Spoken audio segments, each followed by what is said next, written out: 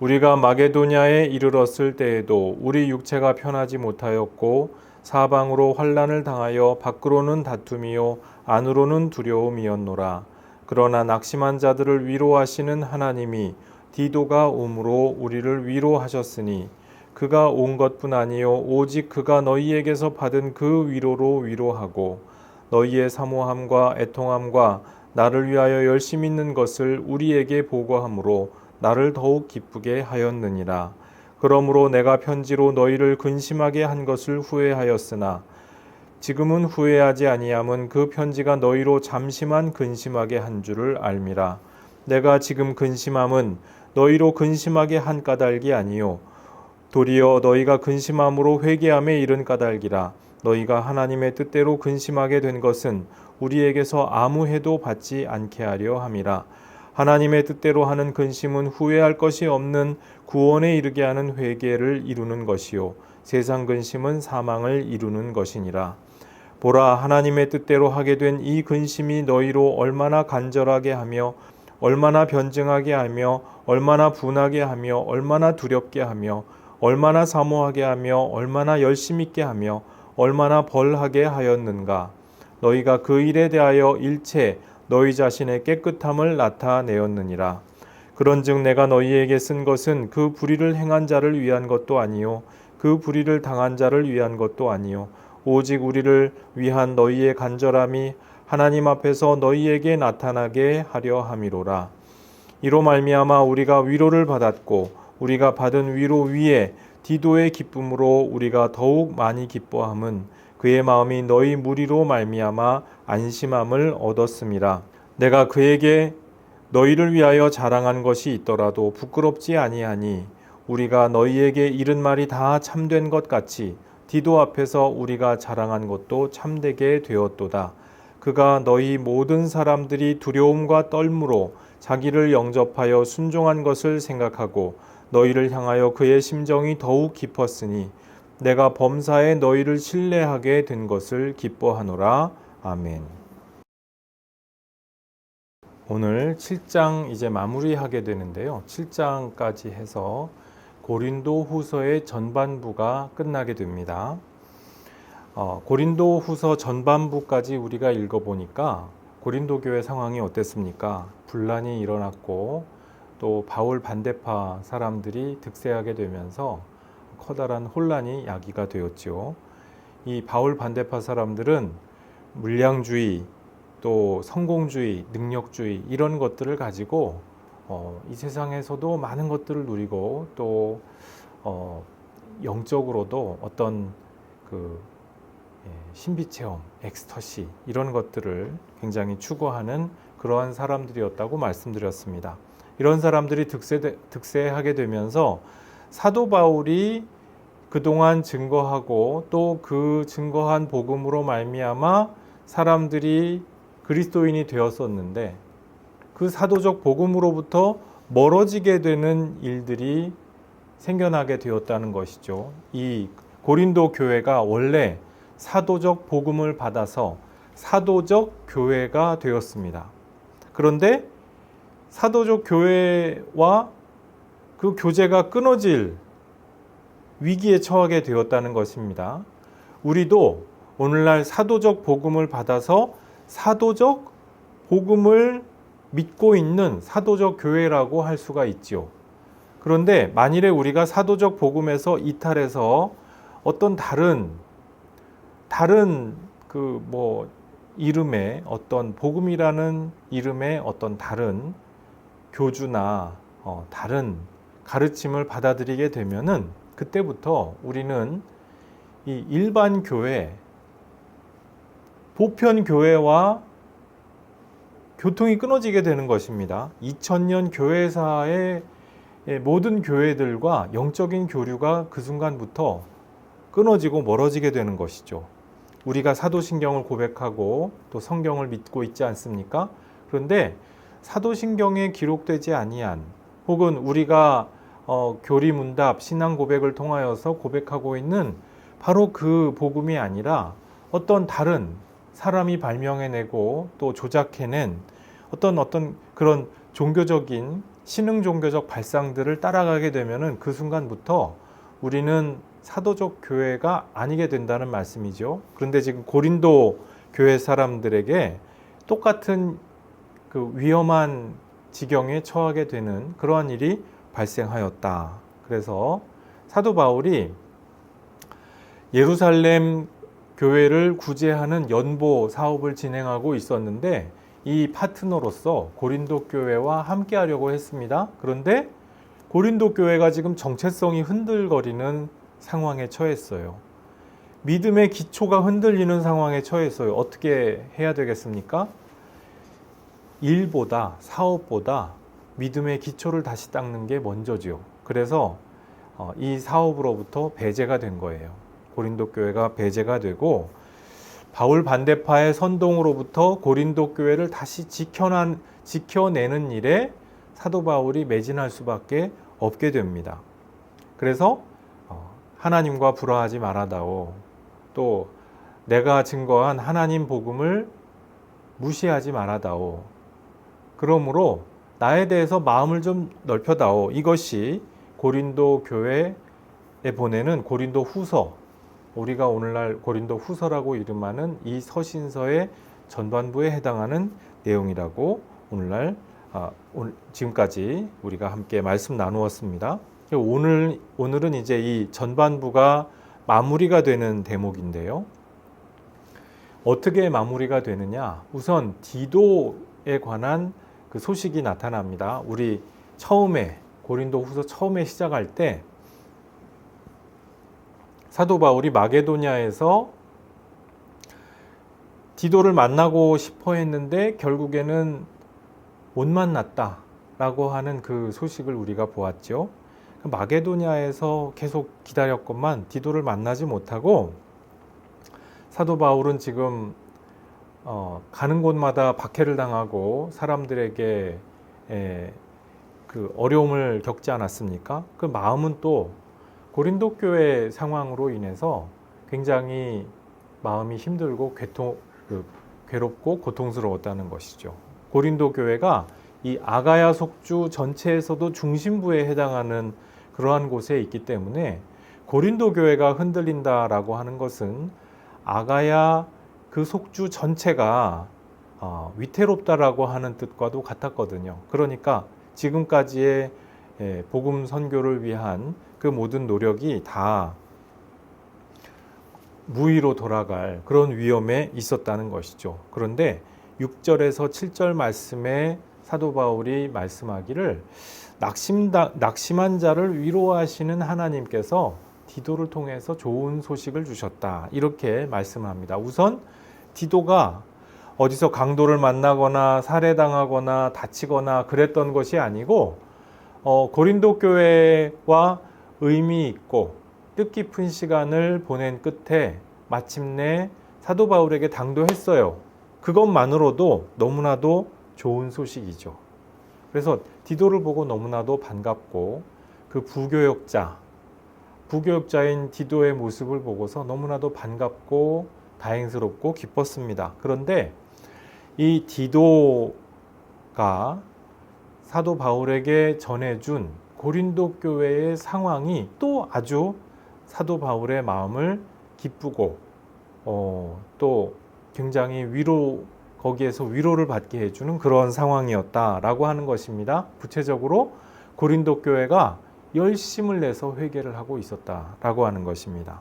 오늘 본문 말씀 전체를 보면은 우리가 회개가 중요하다고들 얘기를 하는데 참된 회개는 어떤 특징이 있느냐라고 하는 것이 오늘 말씀 가운데서 잘 있다는 것이죠.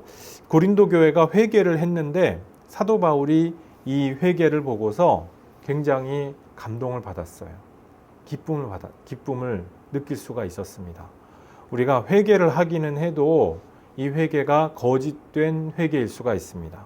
종교적인 가면을 쓰는 회개일 수가 있다고 하는 것이죠. 교회에서 하도 회개하라 하니까 그래 뭐 내가 회개해 주지 뭐. 회개하는 척하지 뭐. 그러면서 속으로는 그렇게 별로 와닿지도 않는데 또 속으로는 그렇게 이 내가 범한 잘못이 대단한 거라고 생각을 하지 않는데 내가 회개한다고 하면은 믿는 자에게는 결코 정죄함이 없나니 이 소리도 들을 수 있고 뭐 그러니까 좋지 뭐 그러면서 대충 회개하는 척하는 그런 회개, 거짓된 회개죠. 이제 그런데 참된 회개는 어떠한 회개입니까? 오늘 말씀을 통하여서 그 참된 회개의 특징들이 나타나고 있습니다. 우선 8절, 9절 말씀해 보니까요. 어떤 책망과 견책이 있을 때 여기에 대해서 근심할 줄 아는 것입니다. 책망과 견책을 들었는데 막 반발하고 마음이 막 상하기만 하고 내가 왜 이런 얘기를 들었는지 왜 이런 책망과 혼이 나야 하는지 모르고 나를 책망하고 견책한 사람을 들이받기만 하면 회개가 되겠어요? 불가능하겠죠. 오늘 우리 현대교회 시대에 한 20년 전부터 20년, 30년 전부터 이야기가 계속 들려오는 게 이제 회개하지 않는 교회, 회개하라는 선포를 듣지 않는 교회의 시대가 올 것이다. 그런 얘기를 듣고 저는 신학교를 다녔습니다. 저나 김성민 목사님 그렇게 다녔는데 실제로 한 세대가 이제 지나서 오늘날 얘기 들어보면은요. 교회마다 회개하는 거 별로 좋아하지 않아요. 죄에 대해서 책망과 견책을 이야기하는 것 별로 반기지 않습니다. 왜? 회개하고 싶지 않거든요. 내가 잘못했다고 인정하고 싶지 않고, 뭐 목사건 전도사건 누구건 나의 잘못에 대해서 나의 그 하나님과 사람 앞에서 범한 모든 죄악에 대해서 밝히고 거기에 대해서 이야기 듣는 것 거북하다는 것이죠. 근데 고린도 교회는 지금 사도 바울이 견책하고 책망을 하니까 거기에 대해서 들을 귀가 있었어요. 마음이 열려 있었어요. 그래서 근심하였다 했습니다. 너무 근심한 나머지 책망한 사도 바울이 후회할 만큼 그 정도로 정말 뼈를 깎는 아픔을 느끼면서 그렇게 근심하고 회개했습니다. 회개했다. 메타노이아.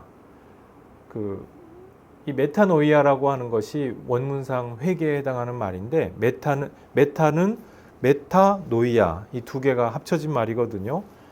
노이아라고 하는 건 생각이에요. 메타는 돌이킨다는 것이고 그 생각을 돌이키는 것이 회개죠. 근데 단지 그것이 회개냐? 이 사도 바울이 지금 보여주고 있는 이 고린도 교회의 참된 회개는요. 8절과 9절 말씀해 보니까 정말 우선 근심하고 회개할 줄 아는 진정성 있게 근심하면서 뉘우치는 그런 회개였어요. 그리고 10절 말씀해 보니까요. 또 이 회개는 어떤 회개냐? 사망에 이르는 세상 근심이 아니다 그랬어요. 내가 너무 죄책감이 많이 느껴지고 너무 뉘우친 나머지 자살한다? 이 말이 됩니까? 그럴 수가 없는 거예요. 그래서는 안 되는 거예요. 우리가 양심이 예민한 것 좋습니다. 그런데 근심이 너무 지나친 나머지 그 지나친 근심을 가지고 내가 그냥 죽어버릴래. 이건 하나님 앞에서 하는 회개가 아니죠. 하나님 앞에서 하는 근심이 아니죠. 가롯 유다가 바로 그와 같은 후회를 하지 않았습니까? 이 후회는 회개가 아니에요. 가롯 유다가 자기가 잘못된 걸 알았죠? 야, 내가 고작 은전 30냥에 온 세상보다 귀한 예수님을 팔았구나.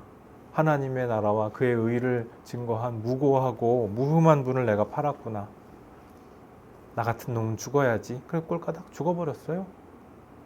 이것이 회개입니까? 하나님이 그 회개를 그 후회를 기뻐하시겠어요? 그렇지 않다는 것입니다. 회개는 무엇이냐? 구원에 이르도록 내가 근심을 하는 그것이 참된 회개라는 것입니다. 여기서 구원이라고 하는 것이 성경에서 두 가지 의미가 있습니다. 하나는 일상적인 어려움에서 구원받을 때에도 그 노임을 받고 그 일상적인 어려움이 해결될 때에도 구원이라고 합니다. 성경에서. 우리가 뭐 채무를 갚았다. 사람들하고 사이가 안 좋았는데 해결이 됐다. 화해했다. 성경에 따르면 그것도 구원이라는 거예요. 그런데 지금 여기서 말씀하는 구원은 어떤 구원입니까? 이거는 종말론적인 구원이에요.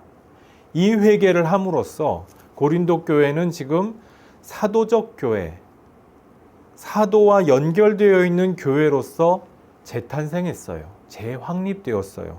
그런 의미에서 구원에 이르는 회개를 이룬 그와 같은 고린도 교회의 모습을 갖추게 되었다고 하는 것이죠. 우리가 회개를 한다는 것은 무엇이냐? 그냥 죄책감에 너무 이렇게 압도된 나머지 그냥 죽어버리는 것.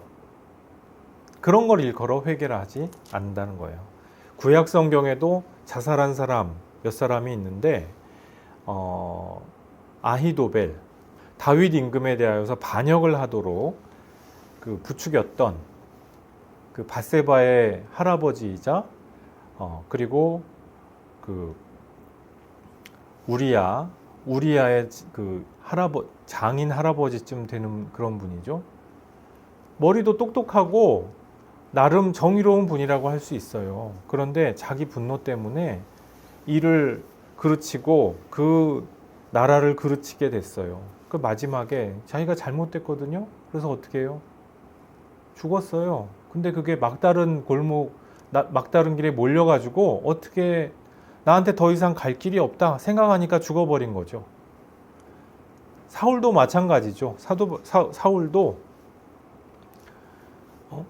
하나님한테 버림받은 것 같은 그런 상태가 되고 나서 나한테 이제 갈 길이 없어. 그러니까 나 이 전쟁에서 졌으니까 나는 끝이야.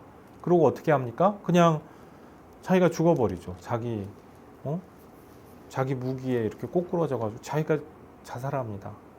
근데 그리스도인들은 어떠한 상황에서든지 하나님을 믿는 믿음을 가지고 있는 사람들은 하나님께로 길이 열려 있는 사람들이에요. 그래서 막다른 길이라고 하는 것이 아니라는 것입니다.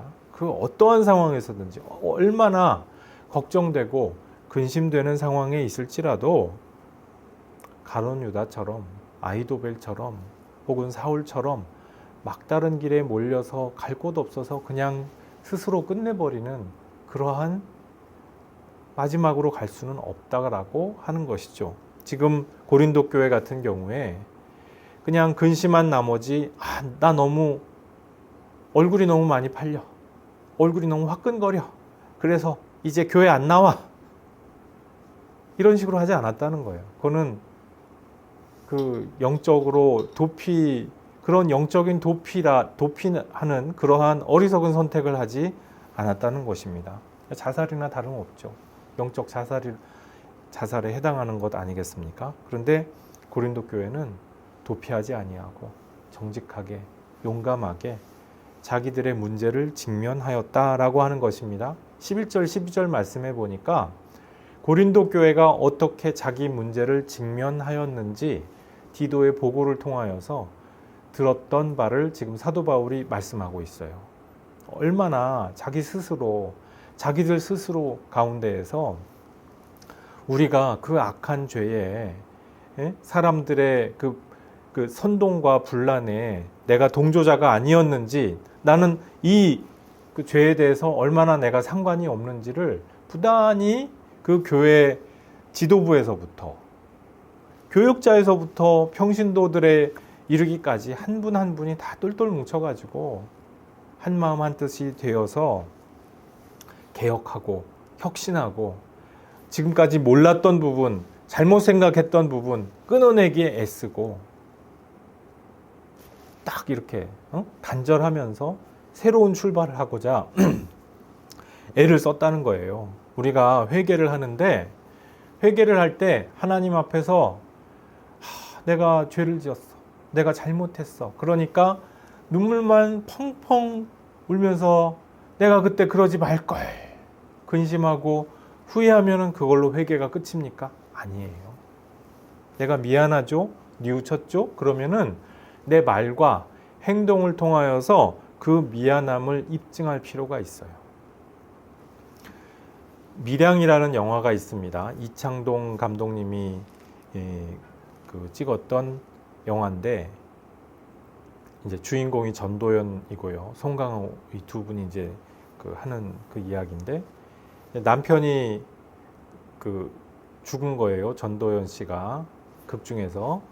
그래가지고 남편의 고향인 밀양에 와서 이제 정을 붙이고 살려고 하는데 여러 가지 이야기들이 있지만 이 전도연 씨 여주인공의 아들을 극 중에서 같은 학부형이 죽인 거예요. 돈이 좀 있을 줄 알고 서울에서 왔으니까 돈이 있겠거니 하고 유괴해서 어쩌다가 죽인 거예요. 그래가지고 이제 이 유괴를 했던 이 학부형은 살인자가 되고 이제 교도소에 갇히게 됐죠. 이 전도연 씨가 이 여주인공이 남편도 잃고 아들도 잃으니까 얼마나 마음이 황망하고 기가 막혔겠어요. 그러다가 이제 교회에서 예수님을 믿고 마음의 안정과 평안을 얻습니다. 그리고 이제 설교에서 목사님을 통하여서 용서해야 된다 그런 얘기를 듣고서 용기를 내서 이 살인범을 찾아가요. 살인자가 뭐라고 얘기하는 줄 아십니까? 혹시 예수님 믿으십니까? 나는 예수님을 믿습니다. 하나님이 내 모든 죄를 용서하셨습니다. 그러니까 자매님도 예수님 믿고 구원받으세요. 그러더래요. 자기가 그 여주인공의 아들을 죽였잖아요. 그렇게 얘기하더래요. 이 여주인공이 그 얘기를 듣고 어땠겠습니까? 하늘이 무너지는 것 같았겠죠. 도대체 저 사람이 믿는 하나님이라는 존재는 어떤 존재냐? 그래가지고 이제 이야기가 되는데 그 해결은 이 영화 내에서 해결은 이제 좀 좋은 해결은 아니라고 봅니다. 그런데 이 영화의 이야기가 우리에게 제기하는 의문점은 분명히 있죠. 우리 기독교에서 회개하는데 그게 진짜 회개냐? 후회만 하고 근심만 했다가 그리고 하나님이 날 회개해 줬으니까 난 믿음 좋아. 더 이상 근심 안 해? 이거 맞아요? 이게 회개 맞습니까? 아니라는 거예요. 이것은 거짓 회개입니다. 왜? 내가 원망 들을 만한 그 사람이 나를 용서하지 않았는데 그 사람의 한과 분과 노가 풀어지지 않았는데 내가 어떻게 그 사람에 대한 내 회개가 끝났다고 할 수가 있어요. 그거는 그렇게 쉽게 얘기할 문제가 아니지 않겠어요? 말과 행동으로 미안함을 진정성 있게 표현해야죠. 돌이켜야죠. 이미 아이가 죽었어요. 그거 어떻게 합니까? 그 아이 잃은 어미의 슬픔과 한과 분과 노에 대해서 그 앞에서 그걸 견뎌내야죠. 받아야죠. 그렇지 않겠어요? 너는 왜 나를 용서 안 하니? 너는 믿음이 없어. 이게 믿음입니까? 그럴 수가 없다는 거예요. 그거는 믿음이 아니에요. 기독교라는 종교의 이름을 가장한 가면의 신앙이죠. 껍데기죠. 거짓말이죠. 거짓 회개죠. 우리 기독교의 회개는 그런 회개와 같지 않아야 마땅합니다. 지금 11절, 12절 말씀해 보니까 고린도 교회가 지금 사도 바울에게 책망을 받고 나서 들끓듯이 자기들의 죄과에 대해서 자기들의 불찰과 잘못과 허물에 대하여서 뜨겁게 토론하고 뜨겁게 변증하고 그리고 잘라내야 될 부분을 잘라내고 그렇게 노력을 기울였다라고 하는 것을 볼 수가 있습니다.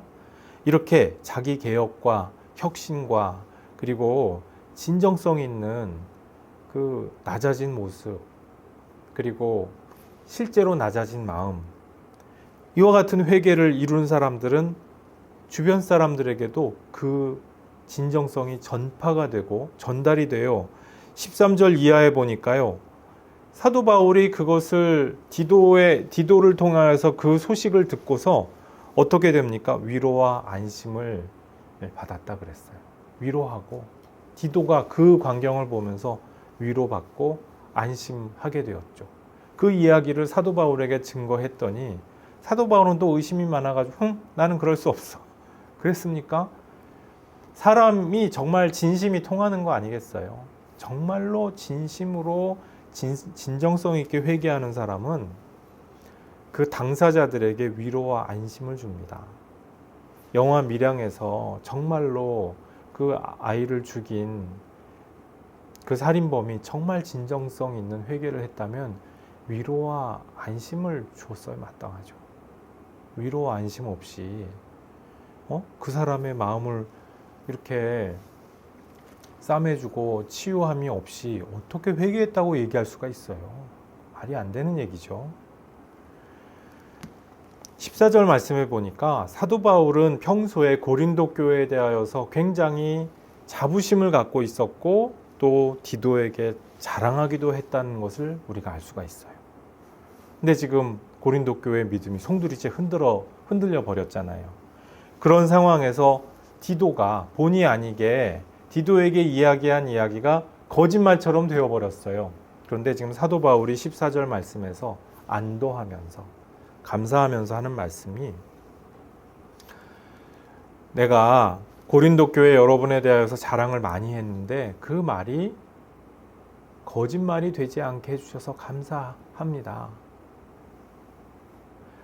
내가 여러분에게 하나님의 말씀, 참말, 진리를 증거하였는데 내가 여러분들에게 대하여서 이야기하였던 그 모든 자랑도 거짓말이 되지 않게 해주셔서 너무나도 다행이고 감사합니다.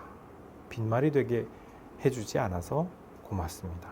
자랑과 믿음을 저버리지 않는다는 것이죠.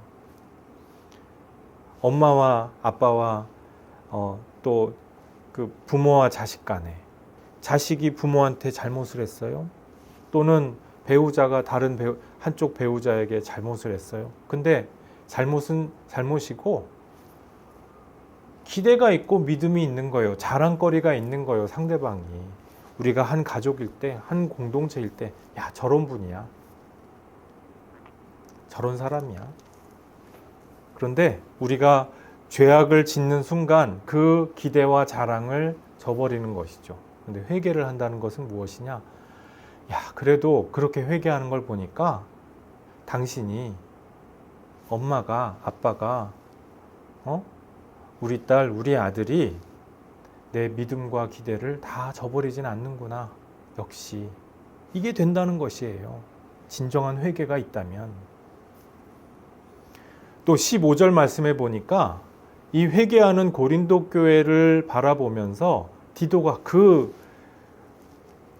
과정 가운데에서 그들을 위하는 심정이 더욱 깊어졌다 그랬어요.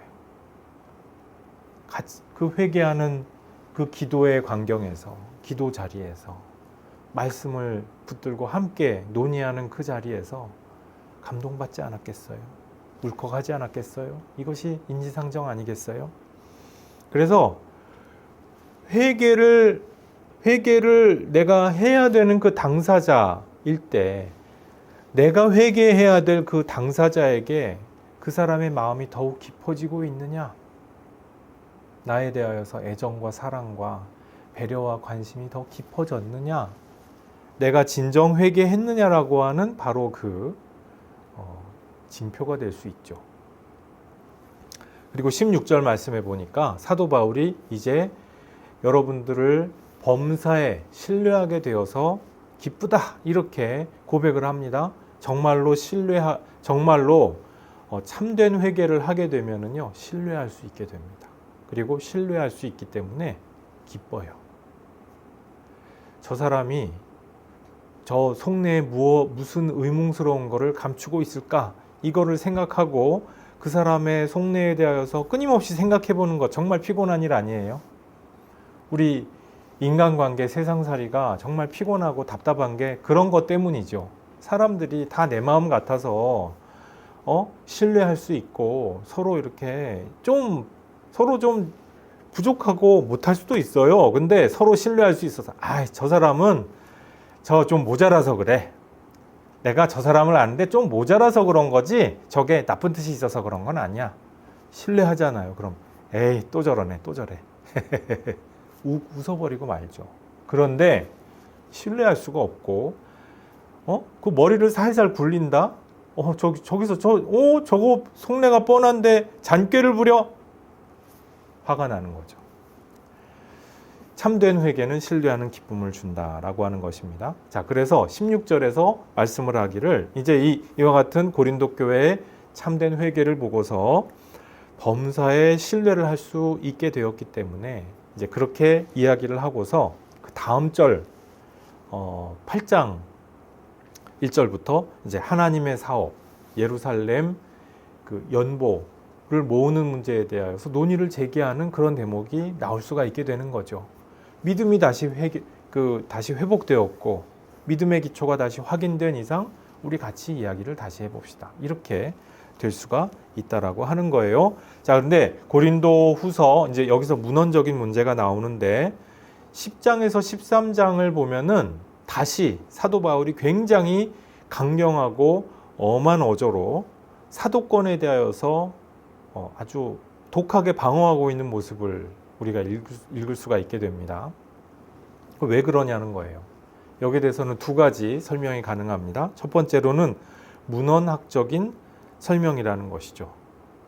그러니까 1장에서 6장 혹은 1장에서 9장까지가 하나의 서신이고 10장부터는 별개의 서신이다. 이렇게 보는 입장입니다.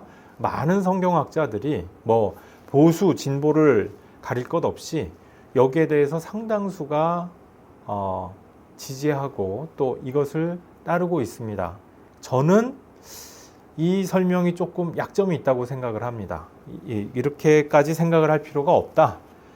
내용상 처음부터 끝까지 하나로 종합적으로 볼 필요가 있다는 게 저의 입장이고 또 이제 그 성경학자들도 이런 입장을 갖고 있는 경우가 많은데요. 지금까지는 내용상 고린도 교회의 일반 회중들에 대해서 신뢰를 표시했다는 거죠.